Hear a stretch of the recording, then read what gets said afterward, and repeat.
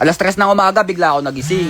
Dahil nagbabantay yung paparating na bagyo. Ang lakas ng hangin, gago. Di ko talaga inaasahan na ganito kalakas to. Lalo na at sa taas ako ng bundok nakapwesto. Tutulo yung tent pre, yung may zipper. Napakaganda kasi ng panahon kagabi. At kung makikita nyo pre, busy pa eto si tatay sa pangingisda niya. Nilapit ko nga yung camera at sa palagay ko mukhang paldo na talaga sa isda, eto si tatay. Kaya lang pagkagat ng alas 3 ng umaga, nagsimula na yung trahedya na hindi ko talaga inaasahan. Lakas, Sa mga oras na to, di ko talaga alam kung anong gagawin ko. Lalo na at mag-isa lang ako dito. Sinubukan ko din tawagan sila Mokang, kaya lang di talaga sila makakasunod dahil napakalaki talaga ng tubig sa daan. Pati nga yung higaan ko pre, basang-basa na din. Nakalimutan ko kasing isara yung pinto nitong tent kagabi. Tapos pagising ko, basang-basa na ako dito sa loob. Sabi ko unwind, hindi trahedya. Dinadaan ko na nga lang sa tawa itong bagyo na ito. Wala din naman talaga akong choice kundi antay na lang na kumalma itong bagyo na ito. Ayun na, gago.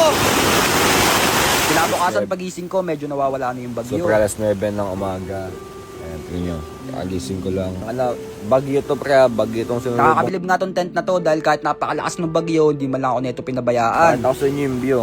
Baka sabihin nyo, nasa mababa. Kasi kung makikita nyo pre, lantad na lantad talaga ako dito. Kumbaga walang ibang sasalo ng hangin kundi itong tent na to. Di ko lang nabidyohan kanina pero nung mga bandang alas 5 na, doon na talaga lumakas ng sobra yung hangin. Konting clip lang yung nabidyohan ko kagabi pero yung mga iba pre talagang bumabayok na itong tent na to. Lumilipad na ako, Kung makikita nyo pre, tumataas na yung ilalim na itong tent na to. Tumataas na yung Pero ilalim. thankful pa din talaga ako sa nasa itaas dahil di tayo pinabayaan doon. Kasi kung sinasama-sama, baka napalag na yung tent natin.